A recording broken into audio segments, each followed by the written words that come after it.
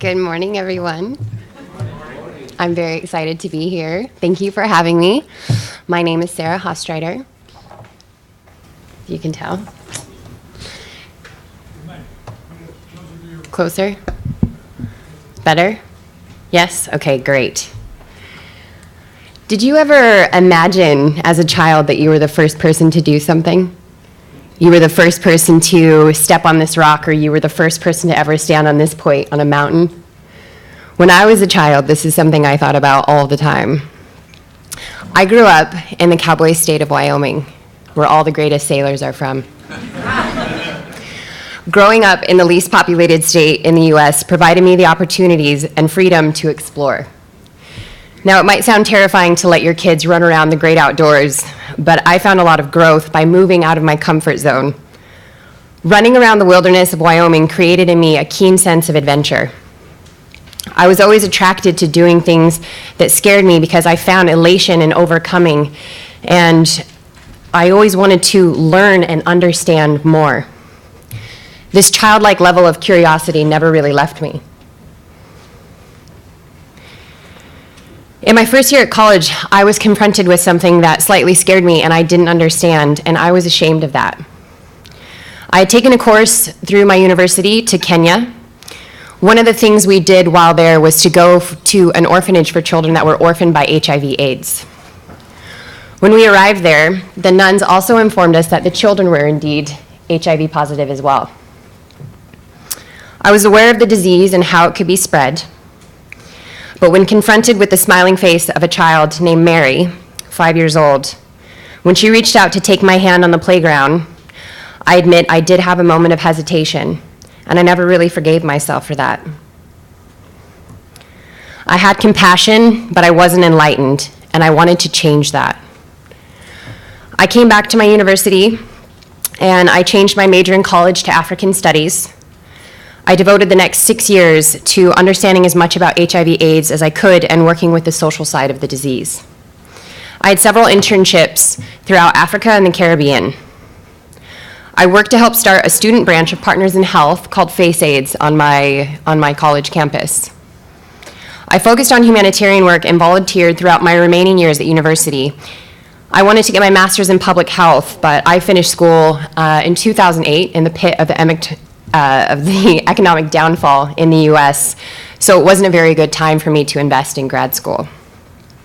I instead moved back to the little island in the Caribbean where I had had my HIV/AIDS internship, and I enjoyed every day like it was spring break until my body couldn't handle living like it was spring break anymore.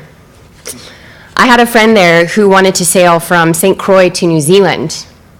And being from a landlocked state, I thought, wow, that's terrifying. I should probably do that. And the trip never came to fruition, but the idea had been planted to cross an ocean. So I tried to figure out another way that I could do that. And that's when I learned about ARC Europe.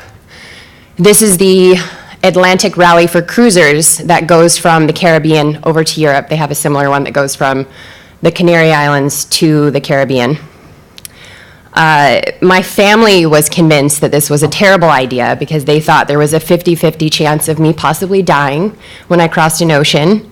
But when they found out that the name of the vessel was Blonde Moment, they said it was somehow serendipitous, and they grudgingly approved. I'm still not exactly sure what they meant by that, but they promised to explain it to me when I'm older.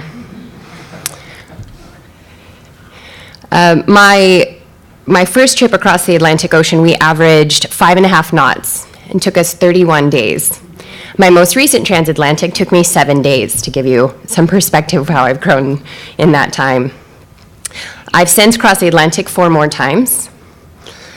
As I sailed across the Atlantic for the first time, I read a lot of books about ocean racing, and it was equally thrilling and exciting for me. And I decided when I finished that first crossing that I indeed wanted to be a professional racer and race across oceans. So I came back to the US and I did my safety courses, and then I got a job on a 80-foot racing catamaran, and we did a season in the Caribbean. And when I met people, they told me if I wanted to continue racing, that I needed to move to Newport, Rhode Island. So I did, and everyone I met there, I just told them, I'm here because I want to go racing. Please take me sailing. And I took every single occasion that was offered to me, whether it was Tuesday night racing, Wednesday night shields, Thursday night sailing, Sundays out cruising, every offshore delivery I could do, or every spinnaker I could pack in the bottom of a race boat. I took those occasions, and I made sailing my priority. After 3 years, I had sailed 40,000 miles, and I had done almost every single distance race that's offered on the east coast of the US and the Caribbean. I was already doing short-handed, double-handed deliveries on Class 40s, sailing offshore on canting keelers, and zipping around on large multi-hulls. This is a video from one of our recent line honors victories in the Caribbean 600. And a funny note about this video is at the time, I didn't realize I had a fractured pelvis. It had been misdiagnosed in Antigua, and they had cleared me to continue sailing. You'll see why this is a big deal.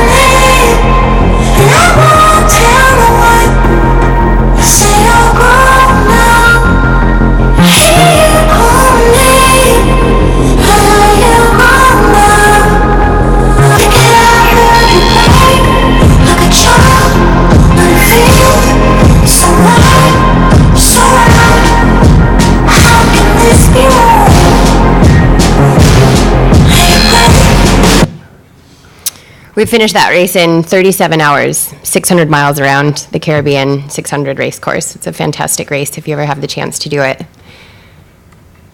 In August of 2012, it was announced that for the first time in a decade, an all-female entry would be made in the Volvo Ocean Race. It was sponsored by SCA, a Swedish hygiene and forestry company. Opportunities for women in offshore sailing at this level were few and far between, and this was it. To become a part of Team SCA, I faced an open application process where hundreds of women from around the world applied.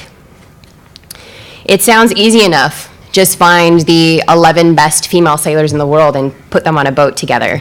But we all know that team dynamics are much more difficult than that. So over a 1.5 year period, they put the team together. And I was one of about 50 women that ended up coming to the training base for a trial in Lanzarote in the Canary Islands. My first trial was May of 2013. I had been sailing for 3 years and 2 days. This is in a documentary, and that's why I remember that as saying that out loud. My first trial was 2 weeks long, and then they asked me to stay for another 2 weeks, so I was there for a month, and my hopes grew. And then they pulled me in and they said, well, it's not a no because we're not telling anyone no, but it's not right now. but there might be a chance for you to come back in the future. I didn't know what that meant at that point. I didn't know when that meant at that point, but I desperately held on to that thread of hope, and I worked really hard to be ready in case that phone call did come.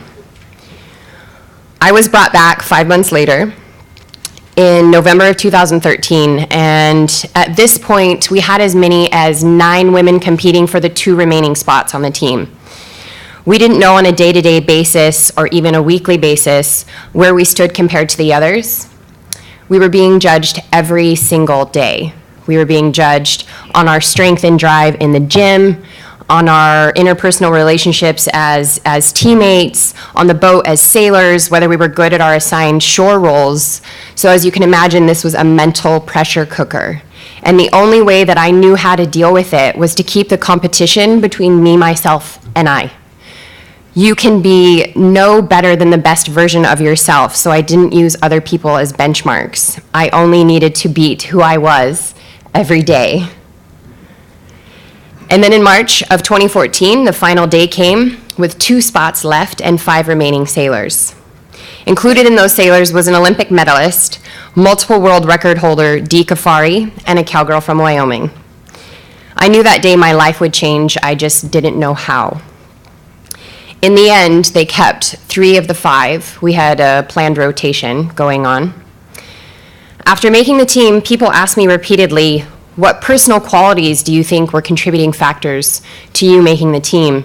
And after careful consideration, I decided it was either my strength, my ability to focus, or my singing voice.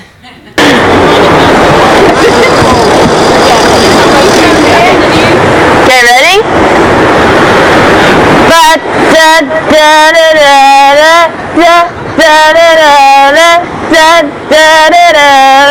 Starts getting the moon.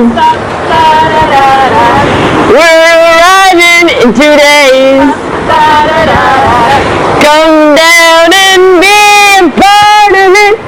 The Team SCA. You had no idea all of those skills were required for offshore sailing, did you?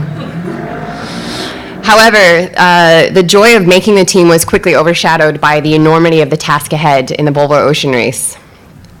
The Volvo Ocean Race is the pinnacle of crewed offshore sailing. Since its inception in 1973, more than 2,000 sailors have taken part, and 126 of them have been female. The race is 40,000 miles long. It covers 6 continents and 4 oceans. It's the longest sporting competition in the world at 9 months long, which is why they call it the Everest of sailing.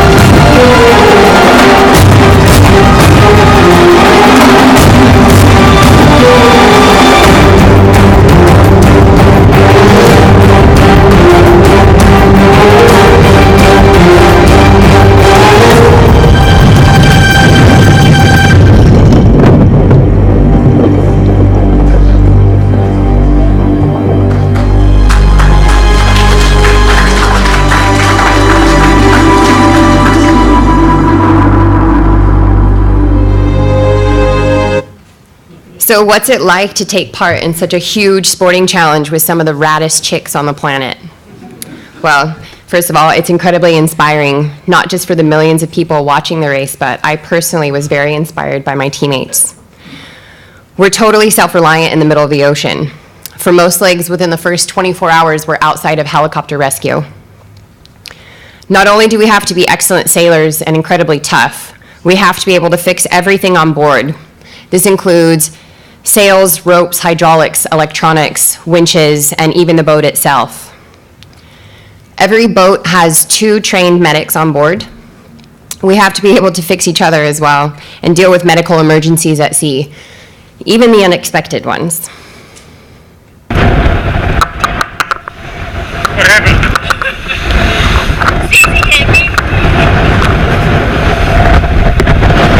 I said that Stacy hit me, which wasn't true, but it sounded good at the time.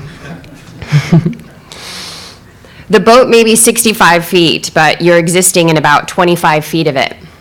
Privacy can only be found when you close your eyes. If you can imagine 12 of us living in this space right here, maybe like the first 3 rows of people, if I asked you to live up here with me for the next 27 days, no, you wouldn't do it, would you?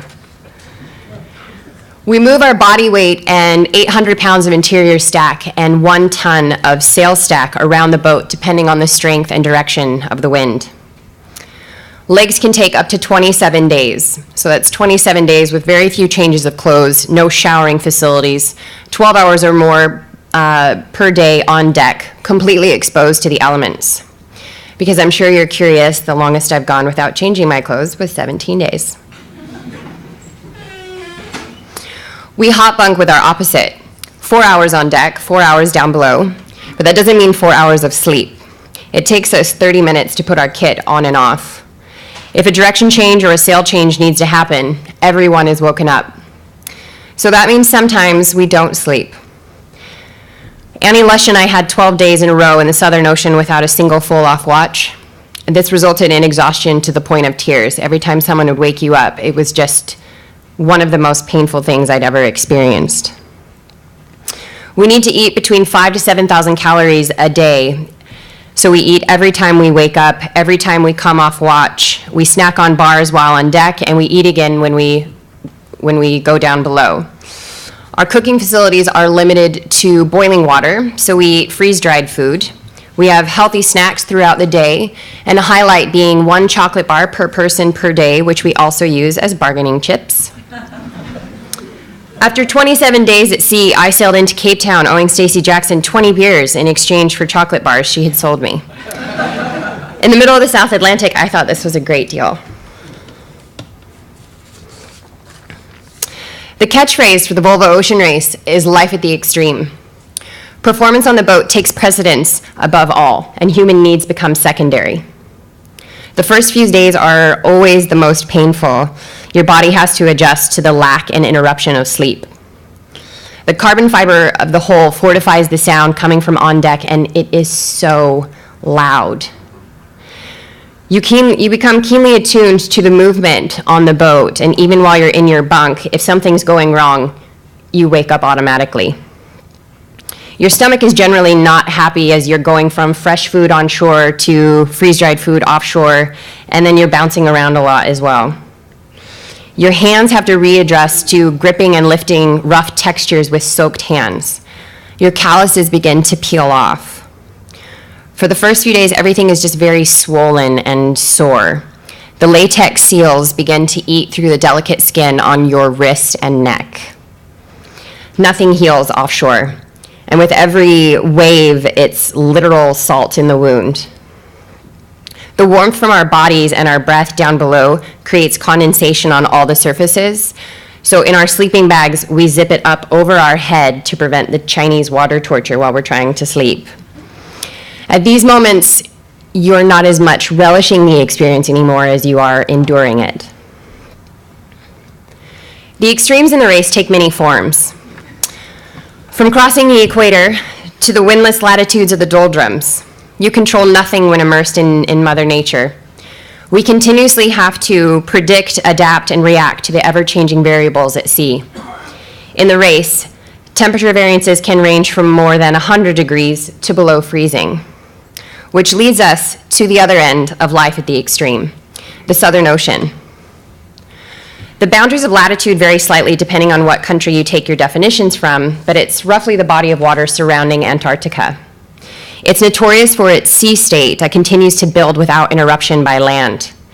The sea state increases with the help of never-ending low-pressure systems that blow through. Sometimes it's hard to judge wave height, but I've seen waves we were surfing down look like 4-story buildings behind us. Waves have been measured by sea buoys in the Southern Ocean up to 70 feet, but I'm sure they've been bigger.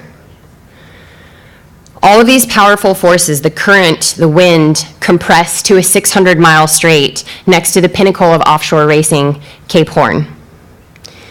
This leg of the Volvo Ocean Race is notoriously the toughest, and it's known to be the reason many sailors are interested in the race. It's a mystical, powerful place full of raw adventure and very real danger.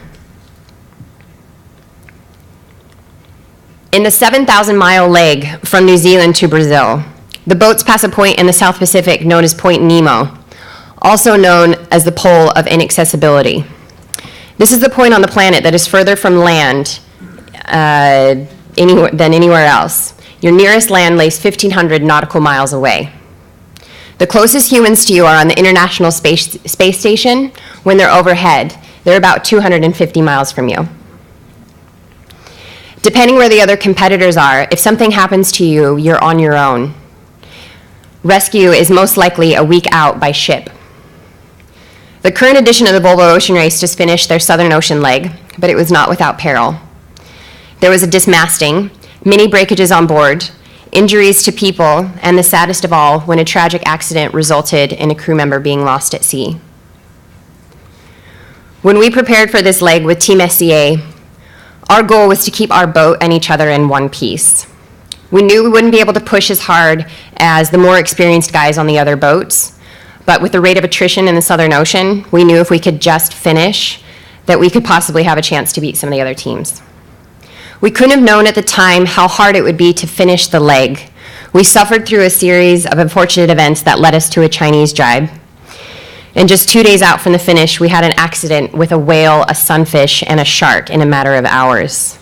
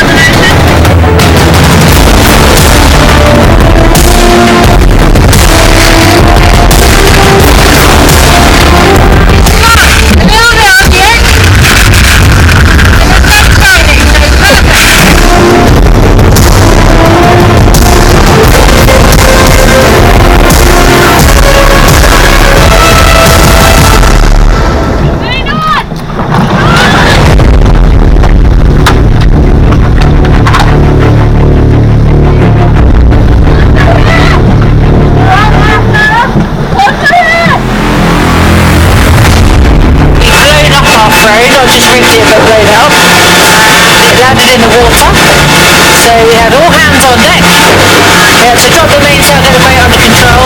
It's all going to be good.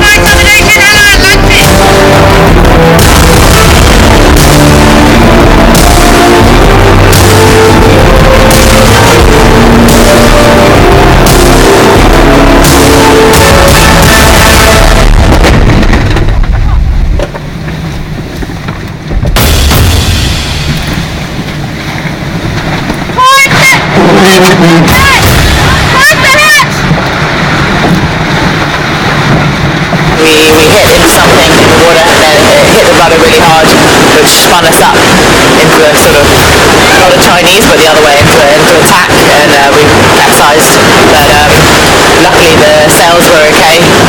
Yeah, we are now with 2 reefs and A3, so we won't be able to go quite as fast, but at least we're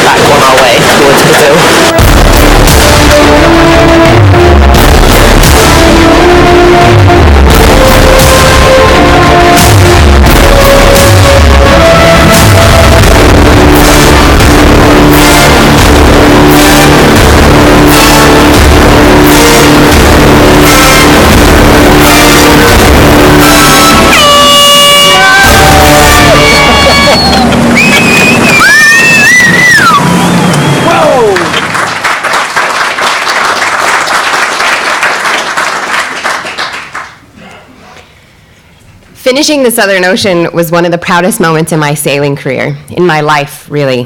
But the Chinese jibe at night was one of the scariest. I'd had this misconception of the Southern Ocean where I thought you could just set your sails and go surfing down big waves for weeks at a time, but nothing could be further from the truth. You're constantly encountering squalls and putting reefs in and out and peeling back and forth between bigger and smaller sails and driving along ice gates, which are the southern limits that the race puts in to keep us out of iceberg territory, essentially. Before our Chinese jibe, we had had a series of squalls that several in a row did not pack much punch, so we decided to bring out a bigger sail, and then we had a dark cloud come along, and there was a huge acceleration, and with just the few people on deck, we were not strong enough to physically put that sail away, so we started shouting down below for help. One girl was working on the engine, and she had had the battery switch off. She came rushing on deck to help us, but the engine bay lid then landed on the girls that were sleeping in the forward bunks, who were already upside down in the dark. I was sitting on the pedestal trying to bring the main in to protect the rig, and you can see as the fro had blown up, it threw us into the Chinese jibe, and it took a while for everyone to get on deck to try to clean the mess up. But at that point, we had 15,000 pounds of ballast and stack, and including the mainsail pinning us on our side. And with that engine battery switch off, we couldn't bring the keel up right away, which is something we would have done almost immediately.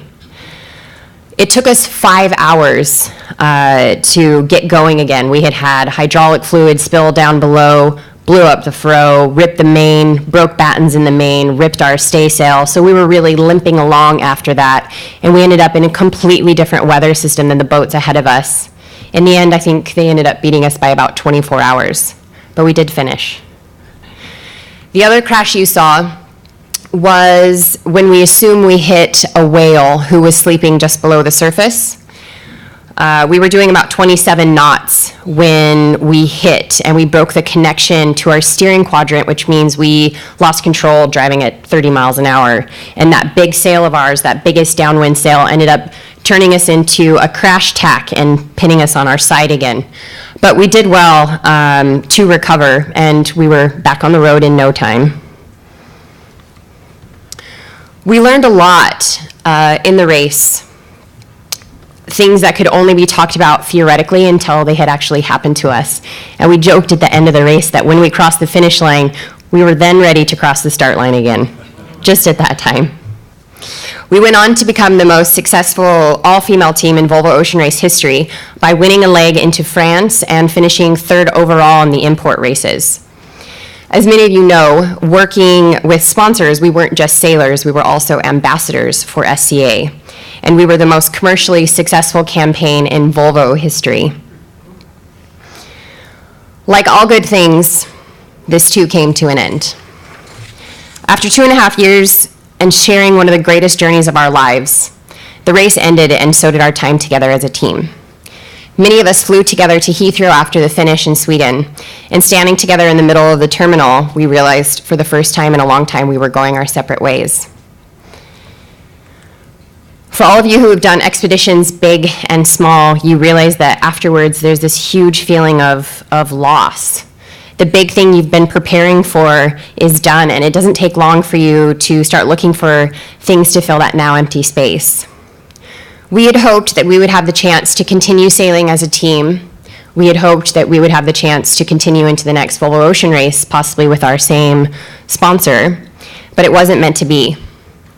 We started the Magenta project and looked for sponsorship for another Volvo Ocean Race campaign, all female or mixed. But as the deadline approached, we weren't any closer to finding money. I threw myself into other sailing, but without carrying that same empowerment banner and without the other girls, it just didn't feel the same anymore to me. I realized I needed a break. I took a trip to trek through the Himalayas, making my way to Everest base camp. As I stood at the bottom of the tallest mountain on the planet, I realized that after competing in the Everest of sailing, attempting to climb Mount Everest should be my next challenge. I looked at how I might accomplish this new ambition and broke it down over a 2-year training period. I decided to use some of the other peaks in the 7 summits as training climbs. I'm now a year into the project, and after taking a step back and looking at what I've accomplished and what potential there is, it's now a much bigger project, sailing the 7 seas and climbing the 7 summits. Of the estimated 107 billion people that have lived on planet Earth, how many people do you think have accomplished this? One. One other person in human history has accomplished this, and no females. At this point, I have climbed 3 of the 7 summits, and I have completed the 7 seas using the benchmarks of completion that this other man has set, though I would really like to do a complete traverse of the Arctic Ocean. So the 7 summits are the highest peak on each continent, and the 7 seas are the North Atlantic, South Atlantic, North Pacific, South Pacific, Southern Ocean, Arctic Ocean, Indian Ocean. This is a map that I stole from the Volvo Ocean Race because they're better at these things than I am. I added a few red lines to just give you ideas of the red dots are kind of concentrated areas of sailing where I've either done lots of races or lots of practicing. You know, if you live in the US and you sail, you do about 5 of these a year at least. That was my route down from Greenland when I did my 600 miles in the Arctic Ocean. The red stars are the peaks that I have climbed. So we have Elbrus, Aconcagua, Kilimanjaro, and the yellow stars are places that I have trained. So Himalayas, Europe, Colorado. Some of you may wonder how or why I made this connection from the Everest of sailing to Mount Everest, but for me, I felt it was a very natural transition. I have no fear of remoteness or isolation. Spending time admiring nature's beauty and overcoming some of its challenges is something I relish. Going from offshore racing to the highest peaks on the planet makes me feel like a modern-day explorer, and one step closer to fulfilling my whimsical childhood ambition of obtaining the world's first. My curiosity knows no boundaries, and it's that inquisitiveness that took me from the mountains of Wyoming to the sea in the first place. I feel the same internal drive and mental toughness can be used for all real and metaphorical Everest, which leads me to the thing that I do fear and my biggest obstacle. You may be surprised about what it is, or more so, what it isn't. I'll admit that I'm not entirely comfortable standing on the knife edge of a ridge with thousands of feet to fall either side, but the thing that truly scares me is failure. Not in the traditional sense that you might be thinking of. I don't consider losing a race. Whoopsies, what did that? I think Alex is having a show. Ooh. Just giving you guys a good recap here. That's when Stacy hit me. I was sad because I didn't sleep.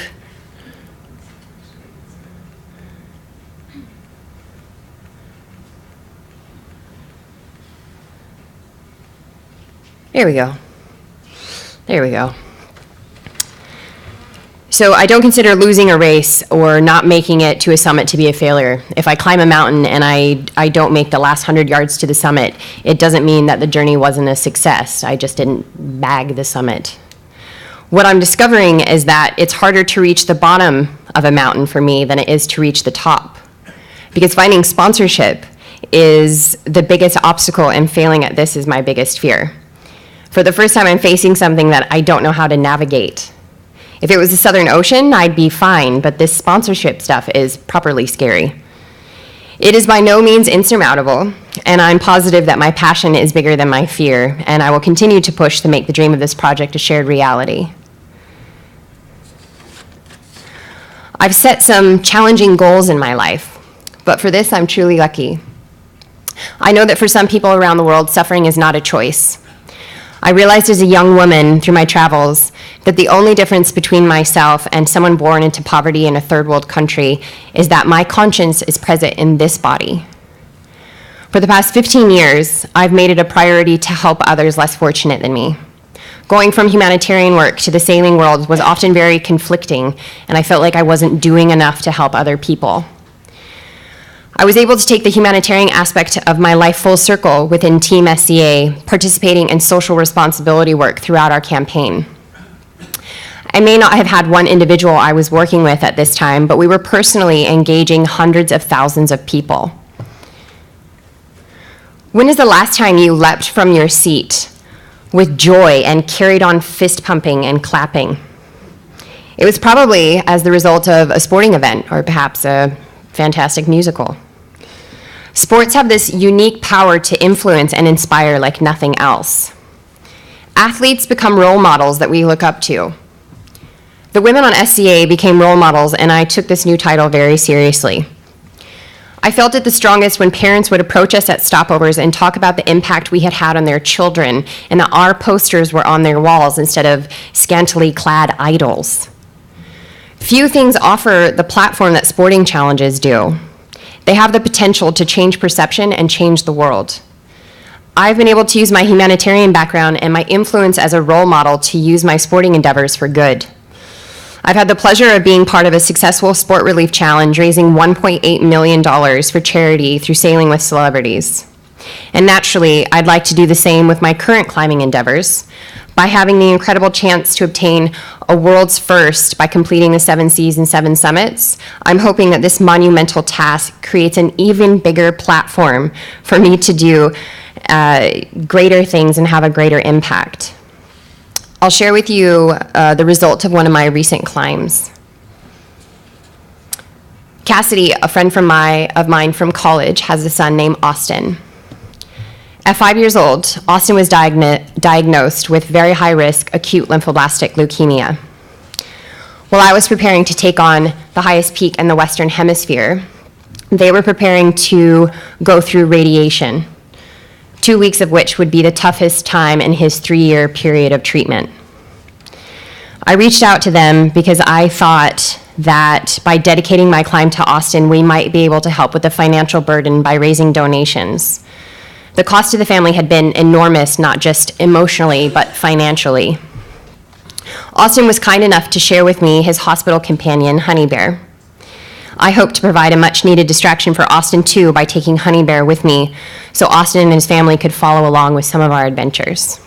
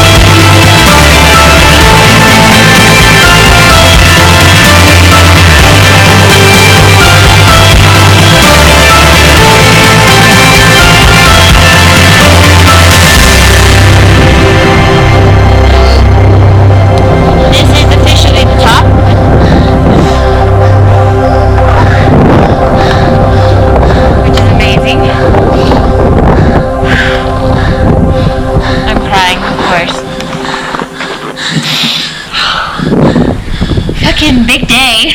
Sorry for the F-bomb. But there's people who have hard days every day. Little kids like the one the honey bear belongs to, Austin. So I'm really glad we can make it to the top for him and for everyone else. Big day. Thanks, Deb.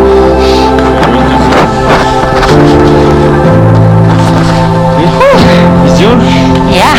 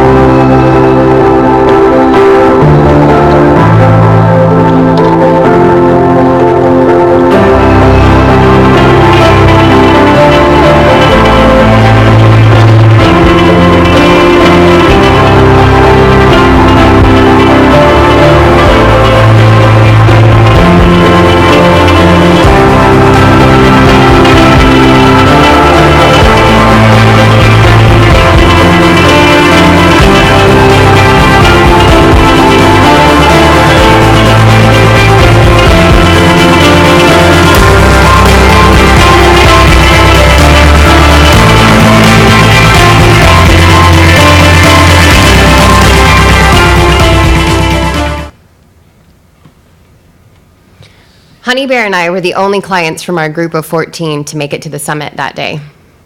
We knew how strong Austin had to be to go through radiation over those 2 weeks, so we pushed very hard to be able to reach the summit for him. When Honey Bear and I finished climbing Aconcagua, we then went sailing through the Panama Canal and 4,000 miles up the coast to California. Austin was so excited when he and Honey Bear were finally reunited and they fell asleep together in each other's arms that night. I am in a unique position now because as my passion has carried me around the world, I've been creating the ability to inspire others. That little girl from Wyoming would be very excited to see how far we've come. I imagine what kind of role model I want to be for my nieces and nephews and everyone else following my journeys. If my actions can inspire them to chase their dreams, if my stories can show our interconnectedness and inspire them to do more for others, if my journey around the world can help them to care more about our planet, then I have had a more rewarding role than I could have ever imagined.